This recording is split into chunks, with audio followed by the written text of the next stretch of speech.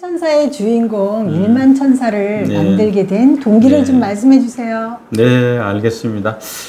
이제 그 파란 천사 운동을 하게 된 계기부터 말씀드리려 그러면은 저희 재단 설립된 과정을 좀 말씀드려야 됩니다.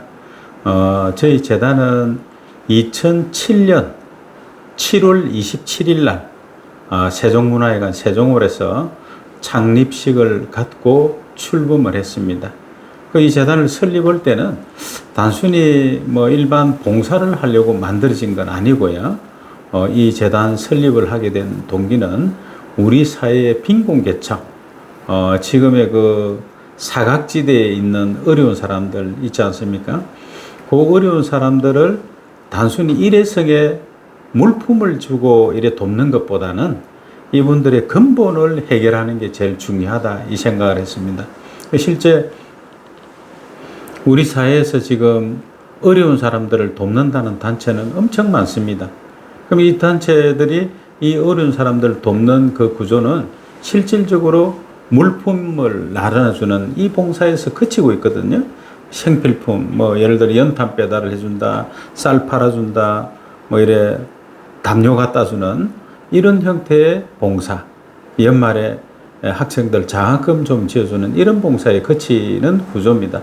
그래서 2007년도에 제가 우리 사각지대 이 어려운 사람들을 보니까 그런 부분으로 해가지고는 이분들의 근본이 해결될 수가 없어요. 그래서 진정한 이분들에게 도움은 뭐가 필요하냐면은 지금 현재 처해 있는 그 궁핍한 생활에서 완전히 벗어날 수 있도록 그렇게 만드는 게 제일 중요합니다. 그럼 그렇게 만들기 위해서 필요한 것은 결과적으로 이분들이 자활하고 재활할 수 있는 재원이 필요해요. 재정이. 그런 재정이 있고 관리 체계만 잘 될 수 있다라고 하면은 이분들이 그 음지의 그늘에서 얼마든지 벗어날 수가 있다. 이렇게 제가 생각을 했습니다. 그래서 우리 사회에 과연 이 어려운 사람들이 그 음지에서 벗어날 수 있는 그런 사회적인 재원은 없을까? 이걸 제가 이제 고민을 하게 됩니다. 근데 우리 사회는 이분들을 회복하고도 충분히 남을 만한 여력이 되는 그런 재원들이 있어요. 왜? 대한민국에는 이 어려운 사람들을 돕는다고 활동하는 단체가 수만 개가 있습니다. 뭐 몇백 개, 몇천 개가 아니라 수만 개의 단체가 우리 사회에서 이 어려운 사람들을 돕는다는 봉사 활동을 한답시고 역할을 하고 있더란 얘기죠. 그럼 이 단체에서 1년에 각 단체마다 모금을 하는 금액이 얼마냐? 이 모금을 하는 금액을 전체로 환산을 해보니까 천문학적인 숫자에 단순히 몇백억, 몇천억이 아닌 천문학적인 숫자가 모이더란 얘기죠. 근데 이 천문학적인 숫자가 모이는 이 재원이 실질적으로 우리 사회에 도움이 필요한 이 수혜자들한테 집중적으로 관리되면서 지원이 된다라고 하면은 사실 우리 사각지대에 있는 어려운 사람들이 얼마든지 회복이 될 수가 있는데 이 어마어마한 돈이 결국에 모여도 이 수만 개의 단체에 흩어져서 역할을 하다 보니까 결과적으로는 우리 사회에서 이들을 돕는 역할은 물품 나눠주는 이 일회성의 봉사에서 그치더란 얘기죠. 그래서 제가 생각을 해봤습니다. 이분들을 회복할 수 있도록 저 많은 국민들 속에서 모금과 회비가 거치는 저 재원이 저렇게 흩어질 게 아니라 하나로 결집이 될 수 있는 방법은 없을까? 이 생각을 하게 됩니다. 그 결집할 수 있는 방법이 많은 단체에서 거다들이는 한 군데 모을 수는 없으니 그때 제가 생각을 했던 게 대한민국 인구수를 생각을 한 겁니다. 대한민국 인구가 5천만 명입니다. 이 5천만 명이 한 달에 만 원씩만 커피 한 잔 안 마시고 모금을 해갖고 모은다면은 1년을 계산하니까 6조 원이라는 어마어마한 재원이 만들어져요. 그러니까 단돈 만 원의 금액이 1년이면 6조 원이 만들어진다는 그 수치를 보고 가능성을 본 겁니다. 그래서 100%의 기부라는 건 없으니까 50%만 참여해도 3조 원이고 20%의 인구만 참여해도 1조 원이 넘는 재원이 모인다라는 걸 본 거예요. 처음에는 100%가 안 되겠지만은, 아니 20%의 1조 원이라면 2%를 계산하니까 1000억이에요? 0.2%를 계산해도 100억이에요. 아, 그러면은 만 원이 큰 돈은 아니지만 이 모금을 통해서 하나로 결집을 시킨다면은 얼마든지 재원 마련을 하나로 결집해서 이 어려운 사람들을 도울 수 있겠다. 그래서 제가 계산을 했습니다.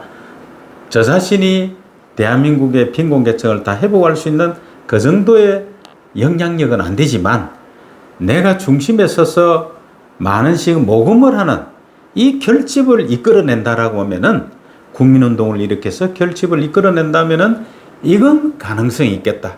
처음에야 적은 숫자가 되겠지만 이 내용이 확산이 돼가지고 전체적으로 번져나간다면은 충분히 하나로 결집이 될 수 있겠다, 이 생각을 한 겁니다.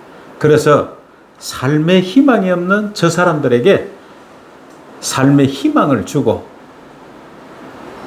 그 당시에 치료비가 없어서 희귀난疾병으로 죽어가는 저 환아들에게 실질적으로 도움이 될 수 있는 치료비를 지원하는, 그렇게 해서 삶의 희망이 없는 사람들에게 새로운 삶의 가치를 만들어주고 꺼져나가는 생명을 살리자.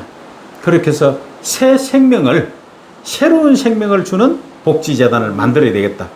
그렇게 해서 저희 재단을 한국 새생명복지재단이라는 이름으로 이 재단을 창립을 하게 됩니다. 그게 2007년 7월 27일 세종문화회관 세종홀에서 창립을 하게 됩니다. 그렇게 해서 이 재단이 출범을 하게 됩니다. 그리고 저희 재단은 생명을 상징하기 때문에 삶의 희망이 없는 사람들에게 새로운 삶의 가치, 생명 존중의 가치를 담고 있는 재단입니다. 그래서 저희 재단의 이름을 짓고 제가 로고를 만들 때, 그때의 로고를 기와이면은 로고 컬러를 생명을 상징하는 컬러를 썼으면 좋겠다, 이 생각을 했습니다. 그래서 컬러 칩을 놓고 보니까 와닿는 느낌이 좀 잘 안 들어서, 그래서 제가 고개를 들고 우주 만물을 봤습니다. 하늘을 보고 우주 만물을 보니까 파란색이 청결하고 깨끗하고 생명력을 상징할 수 있는 그런 컬러다라고 봤습니다. 그래서 저희 재단의 로고 컬러는 파란색입니다. 그래서 저희들은 생명을 상징하는 파란색을 가진, 생명을 살리는 그런 한국 새생명복지재단이 만들어지게 된 겁니다. 네. 법인과 비영리가 있는데 지금 비영리에서 법인으로 바뀌셨잖아요. 그렇게 네. 된 동기는 어떻게 되셨는지. 네. 저희 이 단체는, 이 한국새생명복지재단은 설립할 당시에는 비영리 민간단체로 등록된 법인입니다. 그냥 순수 비영리 민간단체 NGO로서 활동을 쭉 해오다가 얼마 전에 2022년도에 저희가 통일부에 등록된 재단법인을 하나 더 만들었습니다. 이거는 이제 북한 이탈 주민들 지원 사업을 하기 위해서 저희들이 재단법인으로 다시 이래 하나 더 만드는 그런 과정이 있고, 지금 대한민국에는 북한 이탈 주민이 34,000명이 지금 넘어와 있습니다. 탈북을 해서 저희 대한민국에 함께 살아가고 있는데, 이 탈북민의 정착에 대한 어려움이 많이 있습니다. 탈북민들. 그래서 탈북민들이 이 남으로 넘어와서 성공한 분들도 있지만 대부분의 탈북자들이 생활에 어려움을 겪고 있습니다. 그래서 이분들이 사실 수급자로 살아가시는 분들도 많이 있고, 그래서 우리 국민들하고 융합이 아직 잘 안 되는 상태에 있고 항상 관리 대상으로 있다라는 점에서 너무나 안타까운 겁니다. 그래서 실제 이 넘어와 있는 이 34,000명의 탈북민들이 우리 국민으로서 온전하게 정착해서 살아갈 수 있도록 하고 싶은데, 실제 이 오신 분들의 어떤 마인드와 지금 내국인들하고 융합이 잘 안 되는 부분이 있다.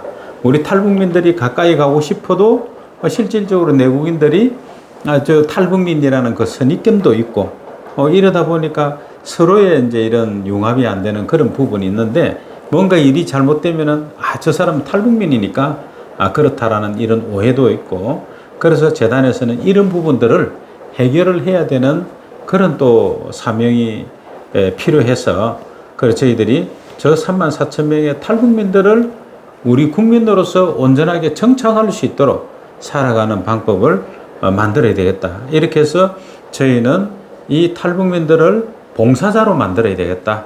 실질적으로 그분들이 사는 지역에서 어려운 사람들을 돕는 그런 어떤 봉사 조직을 만들어서 그분들이 역할을 하도록 임무를 준다면은 그분들이 직접 지역에 있는 어려운 사람들을 돕는 일을 하고 그 도움을 받은 사람들이 탈북민에 대한 벽이 있는 부분을 마음의 문을 열 수도 있고 그래서 이 탈북민들이 자기가 사는 지역들 자기 분야에서 베풀고 나누는 역할을 임무를 줬으면 좋겠다 이 생각을 했습니다. 그래서 이 탈북민들을 회복시키는 운동을 하기 위해서 그래서 저희들이 통일부의 재단법인이 등록이 되어가 있고요. 그게 이제 2022년도에 저희가 4월에 정식으로 재단법인 등록이 통일부에 되어가 있는 그런 단체로서 지금 활동을 하고 있습니다. 그래서 지금 언젠가는 우리 대한민국이 지금은 분단의 휴전에 관료가 있지만 언젠가는 통일이 된다고 보지 않겠습니까? 그럼 이 통일이 되었을 때 과연 북한에 있는 동포들과 남한에 있는 국민들하고 융합이 될 거냐라고 우리 사회 많은 분들한테 물어보면은 그건 어려울 것 같다라는 답변을 많이 해요. 그 이유는 이념과 살아온 사상이 다르기 때문에 사실은 쉽게 융합된다는 것은 어렵다라고 저도 생각을 합니다. 그건 먼저 넘어온 34,000명의 탈북민들이 이미 증명을 하고 있어요. 왜냐하면 우리 대한민국 남으로 왔어도 융합이 안 되고 그분들의 대부분은 또 수급자로서 살아가는 이런 모습들은 융합이 잘 안 된다는 얘기죠. 그런데 만약에 통일이 된다고 가정했을 때 이 남한 국민들하고 과연 융합이 잘 돼서 잘 살아갈 수 있는 구조가 될 거냐? 그건 안 될 것이다. 왜냐하면 북한에 있는 우리 동포들이 일단은 남한 사회를 믿지 못하는 그런 내용이 있을 것입니다. 신뢰나 믿음이 다르기 때문에 그래서 그 가교 역할을 누가 해야 되느냐? 제가 볼 때는 미리 넘어온 이 34,000명의 탈북민들이 지역을 위해서 봉사를 하면서 우리 국민들과 밀접한 이런 관계가 된다면은 이 사람들이 결국에 북에 가서 자기가 살던 고향에 가서 이 남한 사회에 대한 제대로 된 정보를 알리고 돕는 역할을 한다라고 하면은 이 남한에 넘어 있는 이 탈북민들이 다시 북으로 가서 봉사를 하고 복지를 실현하는 그런 역할을 해준다라고 하면은 우리가 탈북민 북한하고 남한하고 융합이 되는데 상당히 큰 역할을 하지 않겠느냐. 그래서 저는 이 북한 이탈 주민이 우리 사회에 빨리 적응하고 지역 사회에 어떤 봉사를 할 수 있는 그런 환경으로 좀 만들어 보기 위해서 그래서 저희가 지금 재단에서 파란 천사 운동을 하고 있지 않습니까? 이 선행을 하는 사람들을 우리가 파란 천사라고 하는데 그래서 이 탈북민들을 파란 천사로 만들어서 이분들이 통일이 되어서 북에 가서 파란 천사로서 그 역할을 할 수 있도록 만들어야 되겠다. 그렇게 해서 저희가 비영리 민간단체 법인과 북한 이탈 주민을 돕는 재단 법인과 같이 병행해서 지금 운영을 하고 있다. 이렇게 보시면 될 것 같습니다. 네.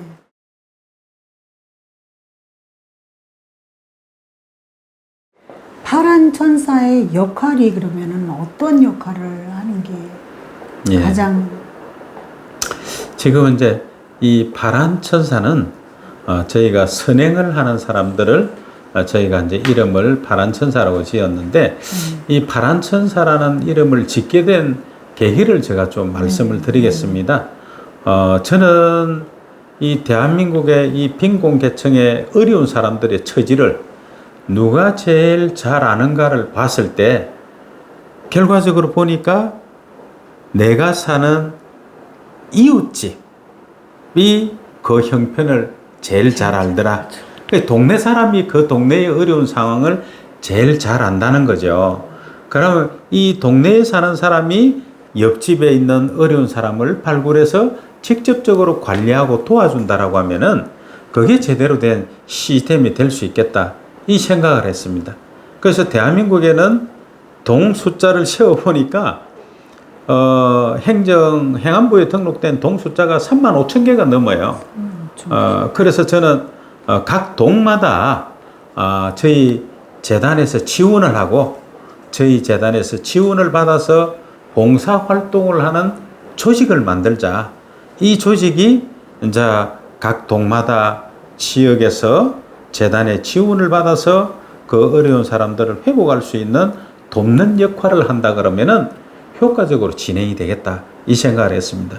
그래서 전국의 각 동마다 저희 재단의 지원을 받아서 돕는 봉사조직 위원회라는 이름으로 3,000개를 만들려고 계획을 했습니다. 3,000개를. 그런데 우리 사회는 지역에만 어려운 사람이 있는 게 아니라 효과적으로 지원하려고 하면은 각 분야별로도 전문성을 가진 직능 분야별로도 발굴을 해서 돕는 것이 좋겠다. 이 생각을 했습니다. 그래서 분야별로 보니까 다문화면은 다문화의 어려운 처지는 누가 제일 잘 아느냐 보면은 다문화 가족들이 제일 잘 알아요. 그래서 전국에 재단의 지원을 받아서 다문화 가족을 돕는 다문화위원회를 만들어야 되겠다. 그래서 요거는 아까는 지역은 동네별로 만든다면은 이 전문성을 가진 분야는 시, 군, 구별로 이렇게 생각을 해서 도시별로 하나씩 세우자. 그러면 최소한 도시별로 해서 100개 이상, 그래서 100개를 기준으로 삼았습니다. 그럼 저희가 다문화위원회를 다문화 가족들이 직접 도울 수 있도록 다문화위원회를 도시별로 해서 전국에 100개, 뭐 천안시에 하나, 성남시에 하나, 오산시에 하나, 평택시에 이런 식으로 도시별로 해서 전국에 100개의 전문성을 가진 위원회를 만들겠다. 그래서 다문화위원회 100개, 또 장애인이면 장애인위원회를 전국에 100개, 조금 전에 말씀드렸던 북한 이탈 주민 같은 북한 이탈 주민을 전국에 100개. 그래서 각 분야별로 뭐 소상공인이면은 소상공인의 처지를 그 지역에 사는 소상공인들이 제일 잘할 것이다. 그럼 소상공인을 돕는 조직을 100개. 이렇게 해서 각 분과별로 해서 70개 분야를 정했습니다. 예, 그 70개 분야를 한 분야를 100개씩 이렇게 세운다라고 계산을 해서 합산을 해봤더니 70개가 7,000개가 돼요. 예. 그래서 저희가 7,000개의 전문성을 가진 봉사조직을 갖추고, 그걸 이제 전문 분야별로 봉사조직 7,000개. 그 다음에 말씀드렸던 지역별로, 지역에 3,000개를 만드니까 이 합쳐서 1만 개, 10,000개의 조직을 만들어서 이 10,000개의 조직에다가 이 조직에서 그 지역에 또 그 분야에 어려운 사람을 도와서 케어하고 회복할 수 있는 이 재원을 집중적으로 넣는다라고 하면은 대한민국의 진정한 복지가 저는 이루어질 수 있다. 이렇게 보는 거죠. 그래서 내가 사는 이웃이 내가 직접 관리하면서 돕는 그 구조, 그리고 내가 하는 분야에 활동하는 분야에서 그 내용을 잘하니까 그 직능 분야에 관련된 독립된 단체에서 도와준다라고 하면은 충분히 회복할 수 있겠다. 그렇게 해서 저희는 전국에 1만 개의 봉사 조직을 만들고 있습니다.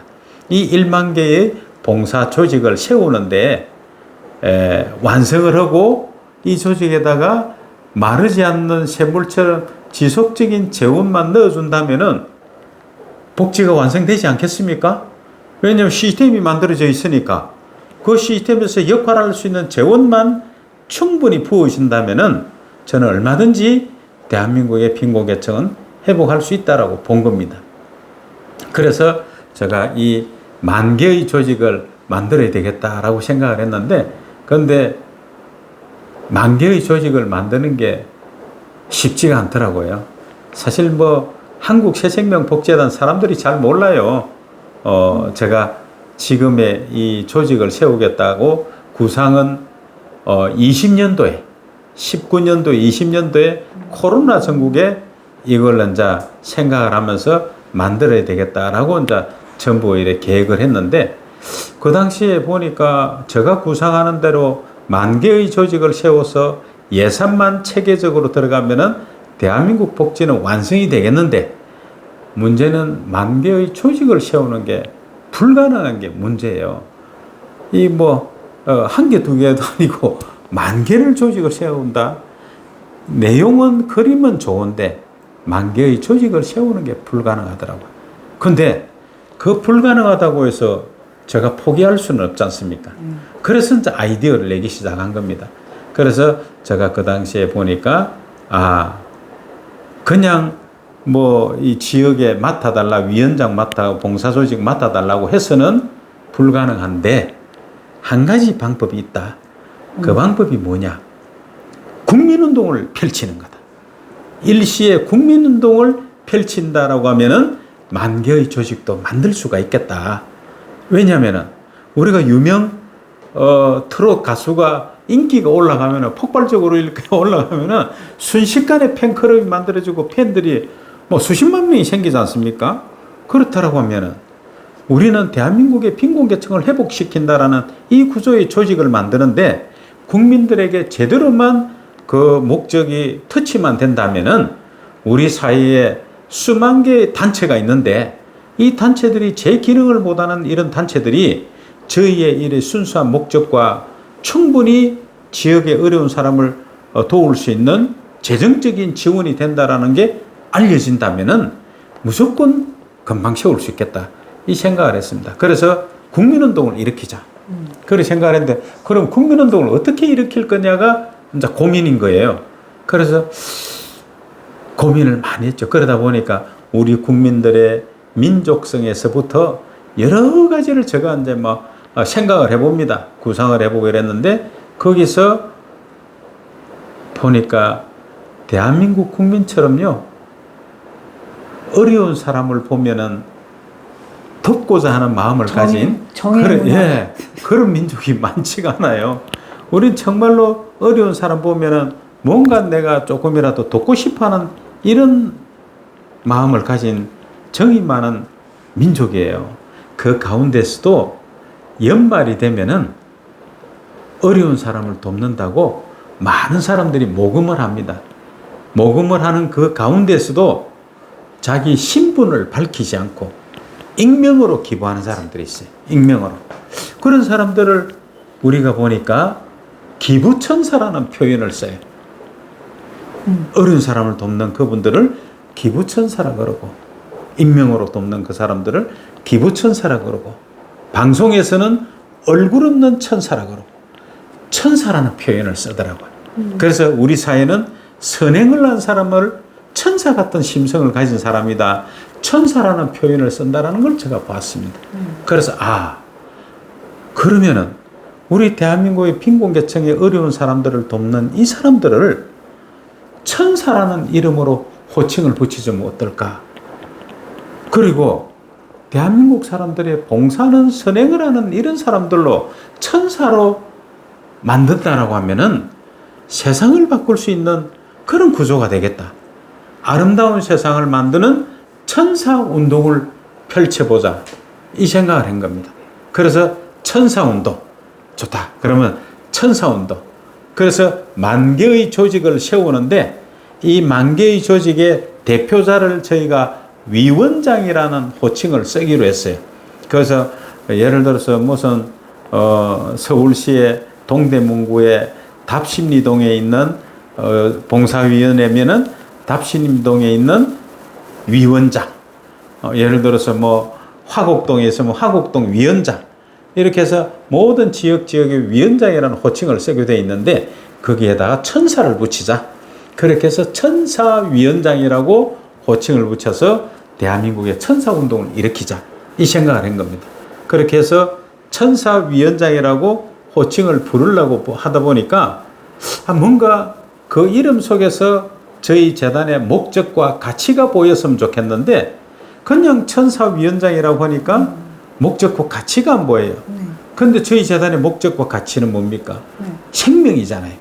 삶의 희망이 없는 사람에게 새로운 삶의 희망을 주는 생명 존중의 가치를 담고 있는 게 저희 한국 새생명복지재단입니다.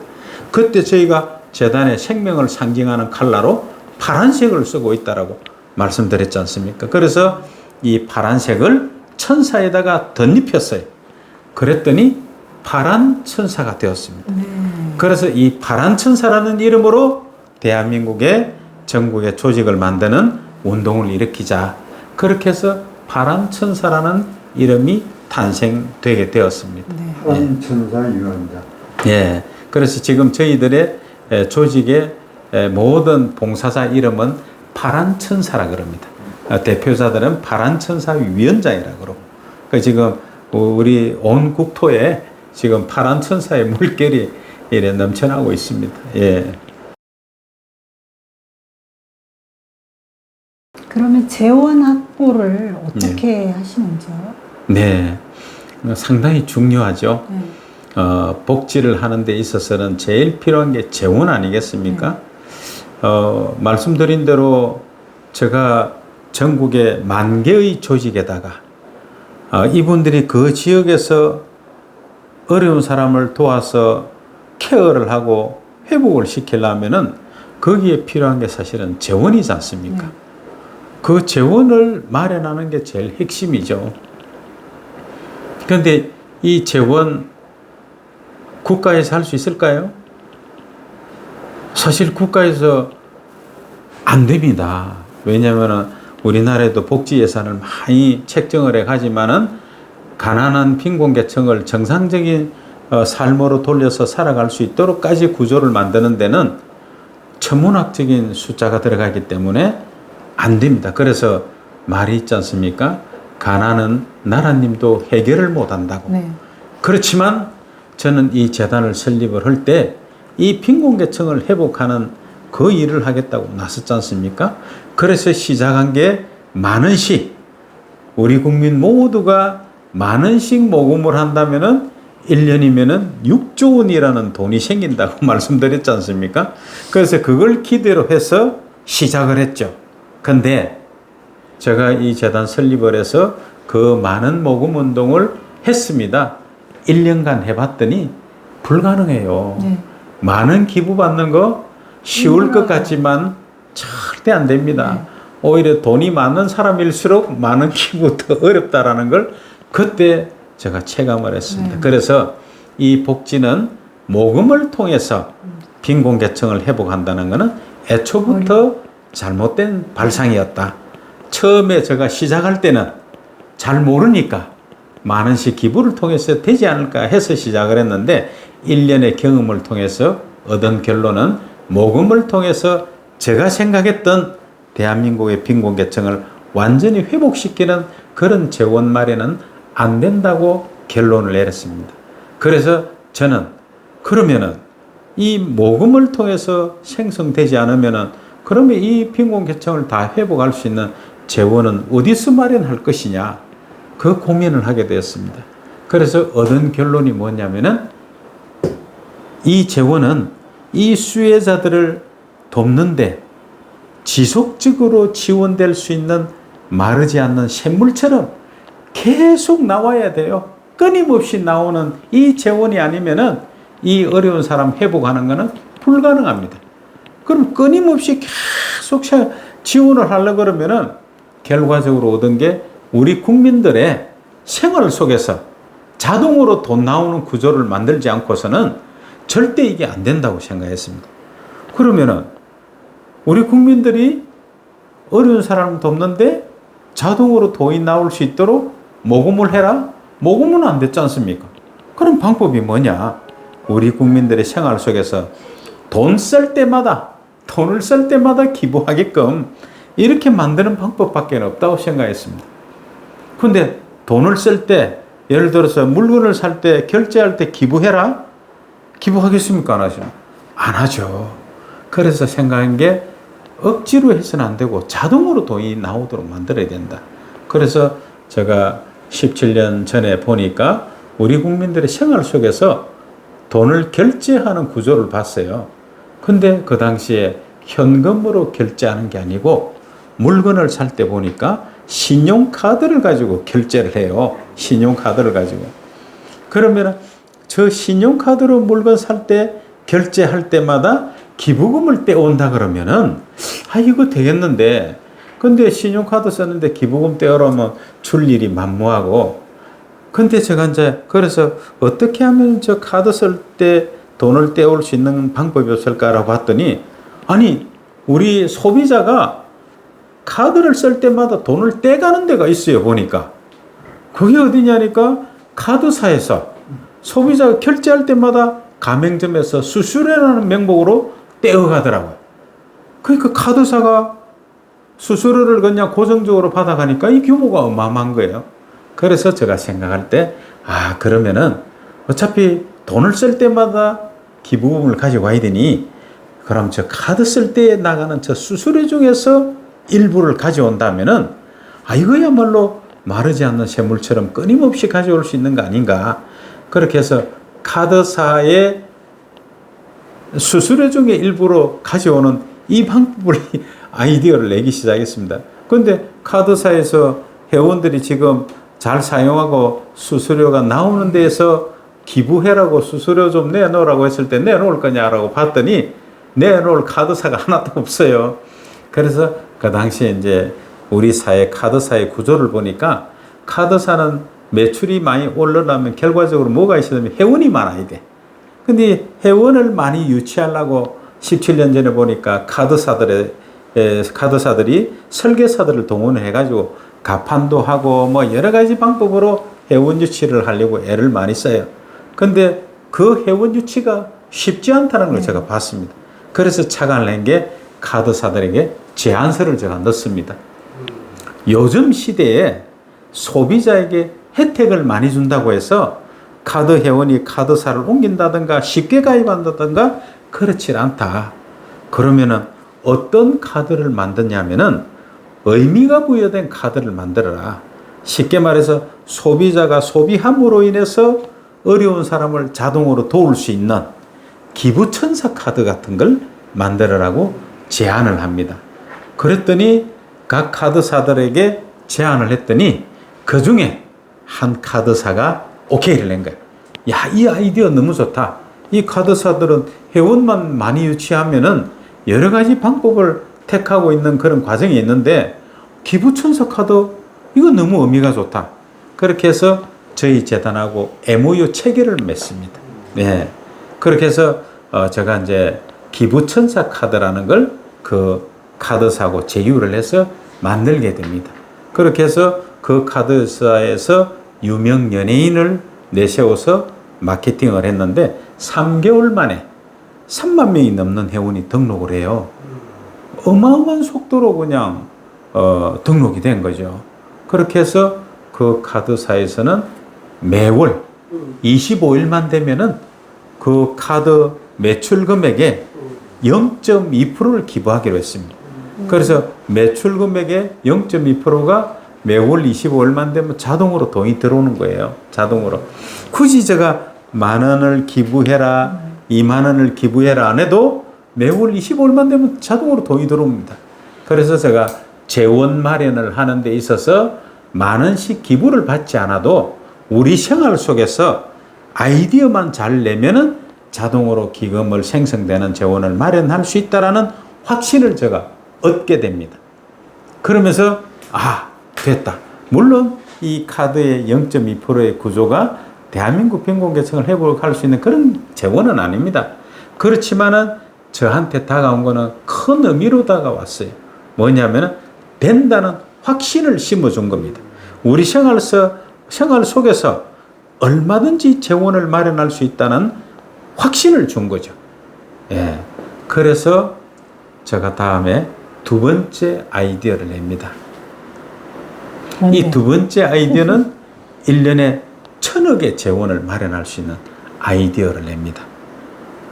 그런데 이 아이디어가 성공을 해요. 1,000억의 재원을 마련하는 아이디어를 냈는데 성공을 합니다. 그래서 그 당시에 한 25평 사무실에 있던 걸 제가 100평 사무실 규모로 옮깁니다. 그러면서 서울시에 사회적 기업 지정도 받고 노숙자들 일자리 창출을 위해서 확산을 해나가고 이렇게 막 역동적으로 해나갑니다. 그러면서 되는데 이건 우리 생활 속에서 이것도 재원이 나오는 건데 이것도 역시 가만히 있어도 자동으로 돈이 나오는 이런 구조가 되는 겁니다. 그렇게 했는데 막 키워 나오고 막 저는 사회복지를 모르니까 그 당시에 의욕만 가지고 시작을 했지만 우리 사회의 복지에 대한 이 부분을 잘 몰라서 우리 재단에서는 비영리 민간단체로 만들어 놓고 복지를 위해서 제가 각 분야별로 다 사업을 했습니다.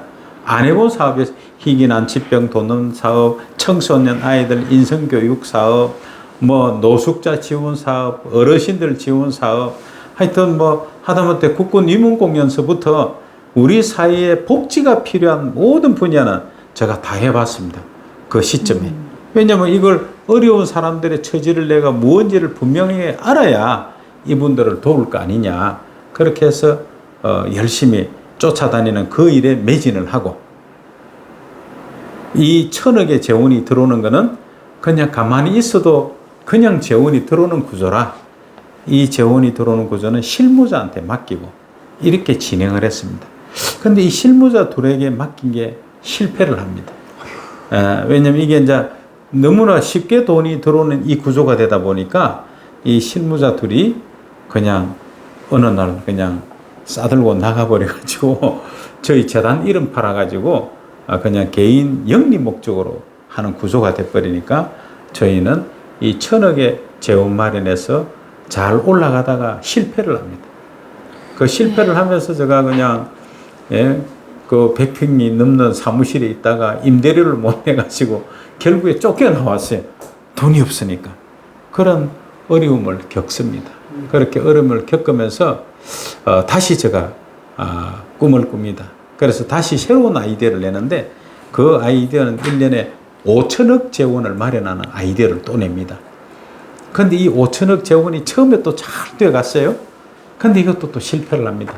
왜냐면은 모방하는 동종 업체들이 막 생겨나고 그래서 이 동종 업체에서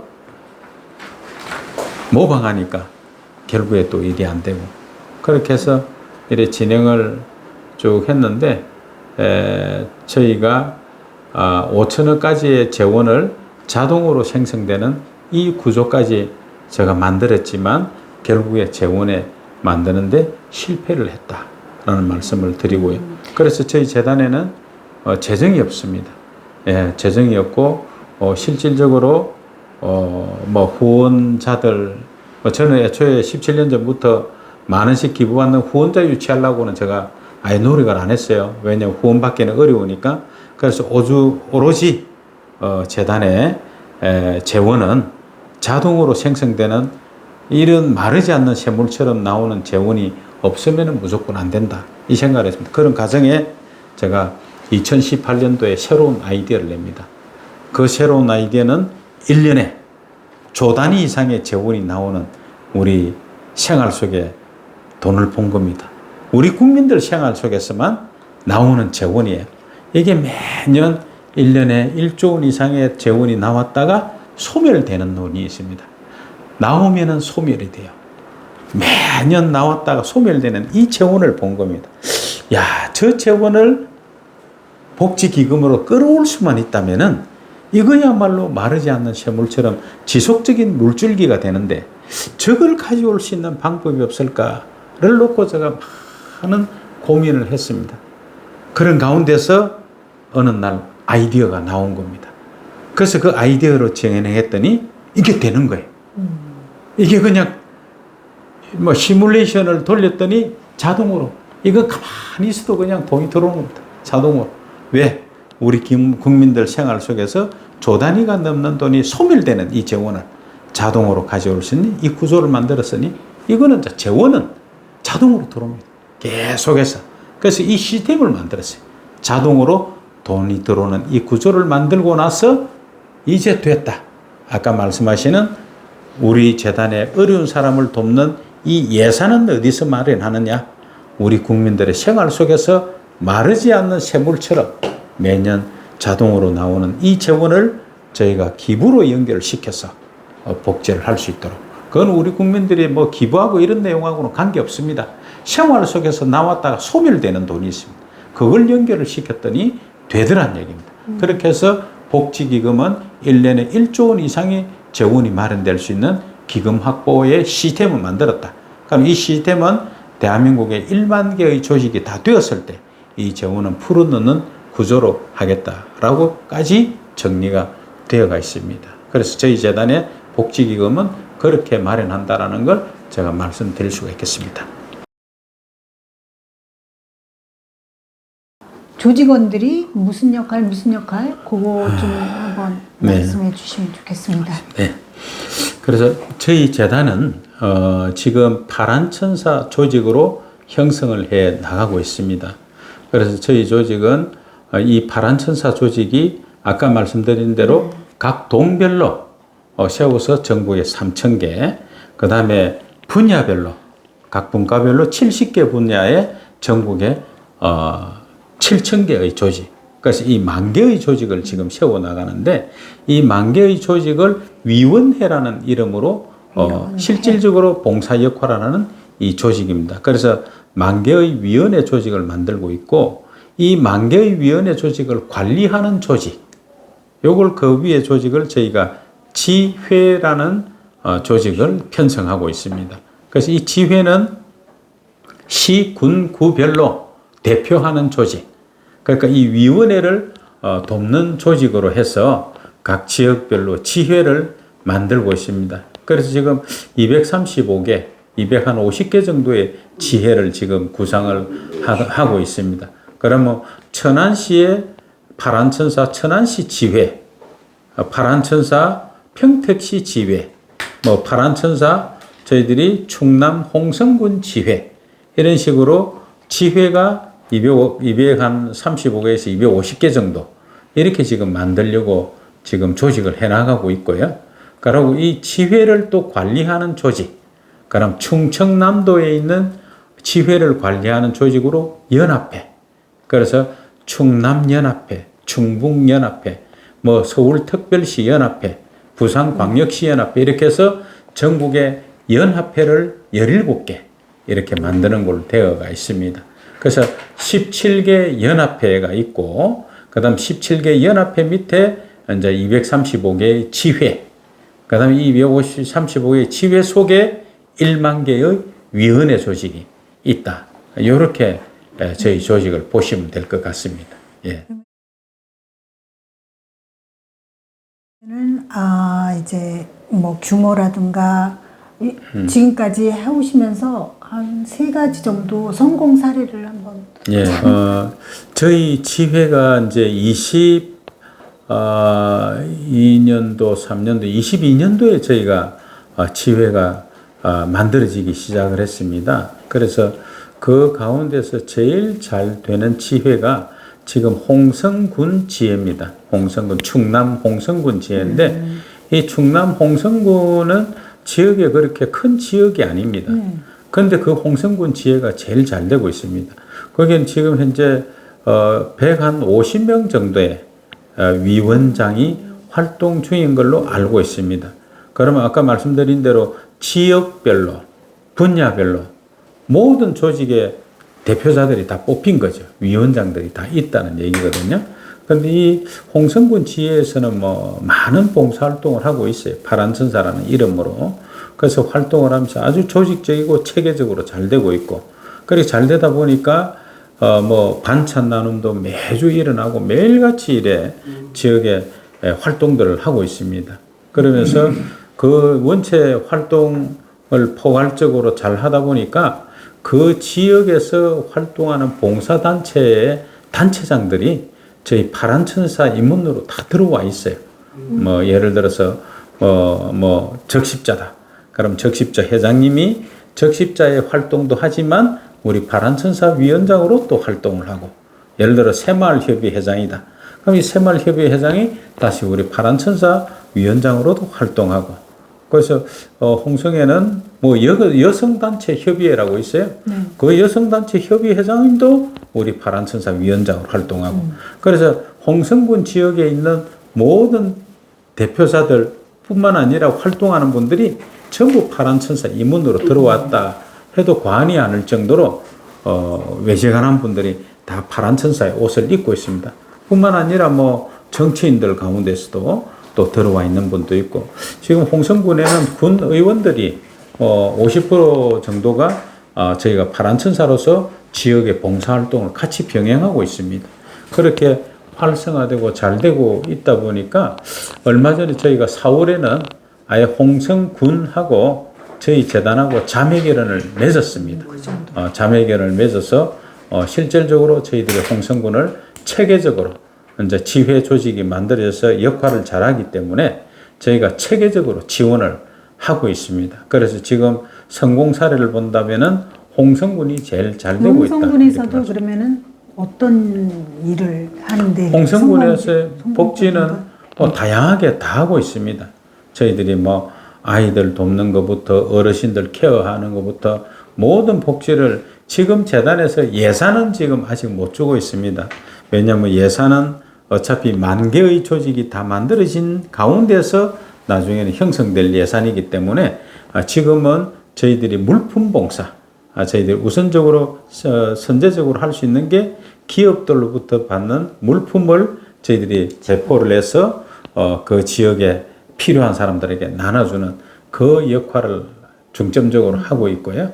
또 뭐 때로는 장학생 발굴해서 뭐 우리가 장학금을 준다든가 뭐 희귀나疾병 아이들 치료비 준다든가 이런 정도는 저희가 지원을 하고 있고요. 실질적으로 전체적인 사회적 약자를 완전히 회복시키는 재원 이런 건 아직 지원을 못 하고 있기 때문에 대부분의 물품 봉사로 이루어지고 있다 이렇게 보시면 되겠습니다. 그러면 마지막으로 앞으로의 이제 비전을 제시 좀 해주십시오. 네.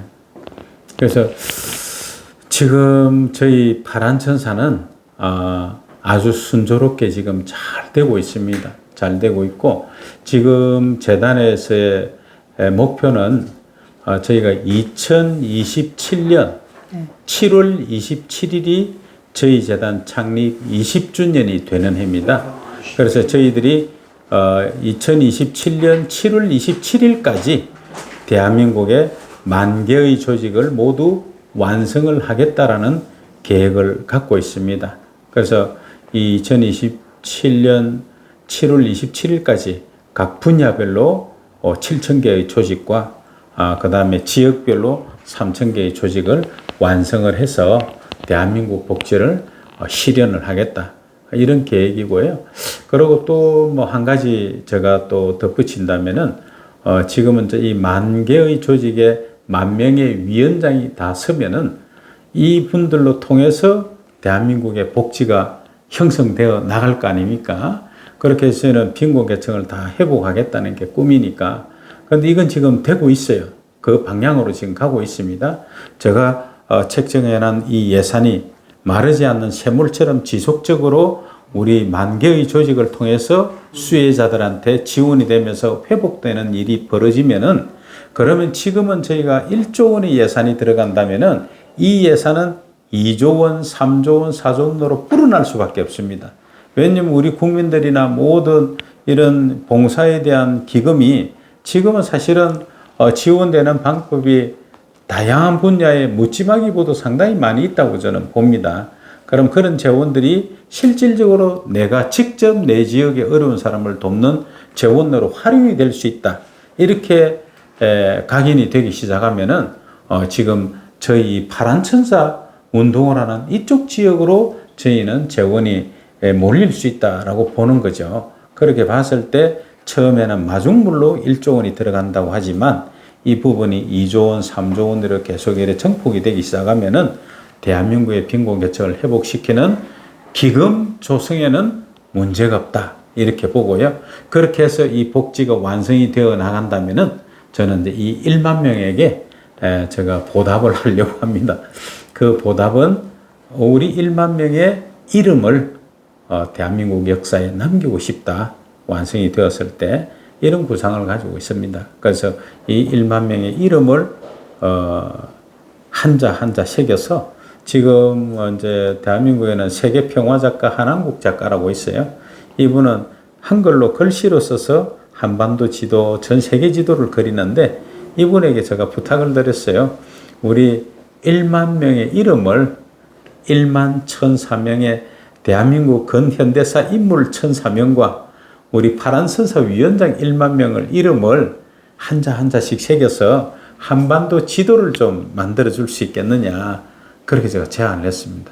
그렇게 해서 한반도 지도를 저의 이 좋은 의미의 이런 숭고한 내용이라면은 그분께서 파란천사 지도 제작 얼마든지 내가 헌신해서 만들겠다라고 약속을 했어요. 그래서는 이 1만 1,004명의 이름을 한자 한자 새겨서 한반도 지도를 만들고 싶습니다. 그래서 그 크기가 8m에 한 5m 정도 된다 그래요. 그럼 이 지도를 만들어서 저는 이분들의 이름을 국가 기록문화로 영국 보존하고 싶고요. 그리고 개인들에게서는 이 지도에 하나의 또 사본을 만들어서 갑오로 물려줄 수 있도록 아예 기념 액자를 만들어서 드릴 뭐 이럴 생각은 갖고 있습니다. 어떻게 보면 이렇게 해서 제가 구상하는 대한민국의 빈곤계층을 회복시키는 이 파란천사 운동의 마무리가 되지 않을까 이렇게 생각합니다. 예. 네. 7월 7일에 저희가 대한민국 국회에서 기념일 제정 선포식이 있습니다. 그 기념일 제정 선포식이 기념일 이름을 무지개 피는 날이라는 이름으로 기념일 선포식이 있었습니다. 그래서 이 무지개 피는 날의 의미 상당히 참 의미가 있지 않습니까? 무지개라는 이름의 그 무지개 피는 날이라는 이름을 이제 정하게 된 계기를 제가 좀 말씀을 드릴게요. 사실은 저희가 북한 이탈 주민 사업을 하면서 이 북한 이탈 주민들의 그 어려운 처지의 사정을 정확히 알아야 이분들에게 효과적으로 지원을 할 수 있다 이렇게 생각을 했습니다. 그래서 지난해 북한 이탈 주민 모임을 가져야 되겠다. 포럼을 좀 개최를 해야 되겠다. 이 생각을 했습니다. 북한 이탈 주민의 포럼을 개최해서 이분들을 한자리에 모셔놓고 이분들의 어려운 처지의 내용을 이야기를 들어보면은 이분들을 어떻게 도와야 될지 방향이 나올 걸로 제가 생각을 했습니다. 그래서 북한 이탈 주민들 처음 모인 날이 지난해 어떻게 7월 7일 날 모였어요. 소집한 날이. 그렇게 만나고 이제 포럼을 가진 이후에 그날의 뭐 효과나 반응이 너무 좋아가지고 그럼 이 모임을 한 번에 거칠 것이 아니라 매월 하자. 이제 이렇게 얘기가 된 겁니다. 그렇게 매월 하는 걸로 하다 보니까 그런 만남 모임 날짜를 교함이 이 자리에서 정하자라고 이야기를 했더니 그 북한 이탈 주민이 뭐 요일 뭐 날짜 이보다는 어차피 7일 날 만났으니까 우리 매월 7일 날 그냥 모임을 갖는 날로 정하십시다. 이렇게 된 겁니다. 그렇게 해서 매월 7일 날 8월 7일, 9월 7일 뭐 이래 10월 7일 이렇게 모임을 갖는데 그 모임을 가지면서 또 얘기가 된 게 제가 보니까 이 북한 이탈 주민 기념일이 없어요. 그래서 우리만의 기념일을 만들면 좋겠다고 제가 제안을 했죠. 그랬더니 북한 이탈 주민들이 다 좋아하는 거예요. 우리 북한 이탈 주민 기념일이 있었으면 좋겠다. 그렇게 해서 그럼 날짜를 어떤 날짜를 하면 좋겠느냐라고 이제 의견을 물어서 취합을 한 게 우리 모임했던 날 7월 7일을 그냥 그날로 했으면 좋겠다. 왜냐면 7월 7일이라는 의미가 우리나라에는 오작교. 7월 7일이 되면은 오삭교, 견우와 직녀가 만나는 이런 의미도 있고 이러니까 1년에 한 번이라도 우리가 보고 싶은 사람 만나고 특히 이상 가족이 되어가 있고 또 이렇게 북한에 있는 동포들도 만나고 싶어하는 이런 마음들이 있으니까 우리가 7월 7일 기념일로 정하는 게 좋겠다. 이렇게 이야기된 거예요. 그래서 지난해부터 7월 7일을 북한 이탈 주민 저희들이 기념일로 만들려고 준비를 했어요. 그랬는데 좀 문제가 생겼어요. 왜냐하면 금년 1월 중순경에 윤석열 대통령께서 국무회의에서 통일부 장관에게 북한 이탈 주민 기념일을 만들어라는 지시를 합니다. 그래서 그 내용이 뉴스로 나오는 걸 보면서 저는 좋아했죠. 아, 그럼 잘 됐다. 우리가 생각했던 이 7월 7일을 북한 이탈 주민 기념일로 만들 수 있도록 통일부에다 제안을 하고 이렇게 해서 그날로 기하이면 선정을 했으면 좋겠다 해서 제가 이제 우리 파란천사 국회의원한테도 좀 이야기하고 이렇게 했는데 그게 안 돼 버렸어요. 저희는 이제 탈북민 단체장들하고 이렇게 여론을 듣기 위해서 통일부 장관이 우리 탈북민 단체장들을 다 모아가지고 의견 수렴을 했다 그래요. 그때 이제 장관 회의 갈 때 우리 또 파란천사 탈북민 단체장들이 있으니까 제가 얘기를 했죠. 꼭 가면은 우리 7월 7일에 대한 의미를 이야기해주고 그날을 기념일로 정하도록 좀 해주라 라고 했는데 결국에 그게 안 됐어요. 그러면서 정부에서는 어떻게 정했냐면은 북한 이탈 주민 그 법률 시행령이 통과된 날이 뭐 7월 14일이라 그래요. 시행령이 시작된 날이. 그래서 그 법령 시행일을 기준으로 해서 7월 14일로 기념일로 결정이 되었습니다.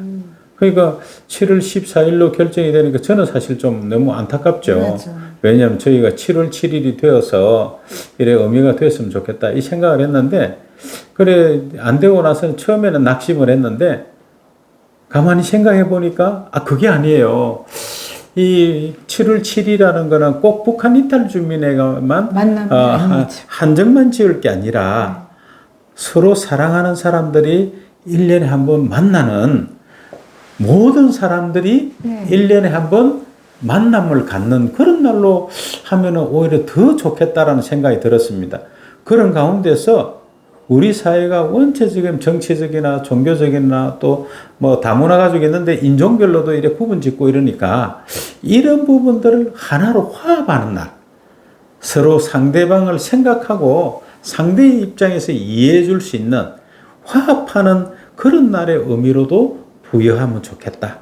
그렇게 해서 화합하고 사랑하는 사람들이 만나는 기념일, 이렇게 의미를 다시 부여를 해보자라고 고민을 했습니다. 그렇게 하면서 그러면 이 날을 만남의 날로 할까? 이렇게 했는데 만남의 날 가지고는 그 포괄적인 수용이 안 돼요. 그래서 이제 생각을 한 게 그럼 이 날의 의미를 결국에 생각한 게 어느 날 제가 무지개가 떠올란 거예요. 무지개는 거의 비 온 뒤에 이렇게 피는 아주 아름답고 화려하지 않습니까? 그러면 이런 부분으로 성화시켜서 무지개 피는 날로 하면 좋겠다. 이 생각을 한 겁니다. 그래서 이름을 물어봤더니 다들 무지개 피는 날이 괜찮다 그래요. 그래서 나중에 보니까 그렇게 이름을 정하려고 결정하면서 보니까 다른 또 분이 이야기하는 무지개 색깔이 7색깔입니다. 이 세상에 그런 거예요. 예, 다양한 컬러의 7가지 색깔이니까 참 의미가 있습니다라고 이야기를 해요. 그래서 보니까 7월 7일에 7빛깔을 가진 무지개 그리고 다양한 분야의 모든 사람들이 결합되는 그렇게 해서 화려한 빛을 내는 이런 아름다운 취지가 되는 이 모습을 보니까 너무 좋은 거예요. 그래서 매년 7월 7일을 무지개 피는 날로 아예 재정 선포를 우리가 하자. 그렇게 해서 지난 7월 7일에 국회에서 교화하면 상징적으로 우리끼리 할 수도 있겠지만 그게 아니라 대한민국 국회에서 상징적으로 무지개 피는 날을 재정 선포를 한다면은 이건 나중에 역사에 남을 수도 있겠다. 이 생각을 하고 그날 선포식을 했습니다. 그래서 대한민국에 드디어 무지개 피는 날이라는 기념일이 만들어진 겁니다. 비록 저희 한국새생명복지재단에서 제가 이래 발기를 해서 만들어졌지만 이 무지개 피는 날이 전 세계적으로 확산이 되고 많은 사람들이 공감을 해서 그날만큼 지금 뭐 우크라이나 전쟁이다 뭐다 있지만 이런 전쟁도 7월 7일만큼은 모든 걸 다 내려놓고 서로 상대방의 입장에서 생각해보는 또 우리나라 여야 정치인들조차도 7월 7일만큼은 이래 내려놓고 서로 상대방의 입장에서 서서 생각해보고 화합하는 이런 날이 됐으면 좋겠다. 또 특히 종교인들 마찬가지입니다. 종교인들도 다양한 색깔을 가지고들 서로를 바라보다 보니까 뭐 어떻게 보면은 표현이 좀 뭡니다만은 이단이라 그러기도 하고 이해를 못하는 이런 부분들도 있지 않겠어요? 그런 부분들도 충분히 그 입장에서 생각해서 해본다라면은 충분히 화합도 되고 융합이 될 수 있겠다. 이런 생각을 해봤습니다. 그래서 매년 7월 7일은 저희가 무지개 피는 날이라는 기념일로 정하게 되었습니다. 참 좋습니다. 아유, 감사합니다. 수고하셨습니다.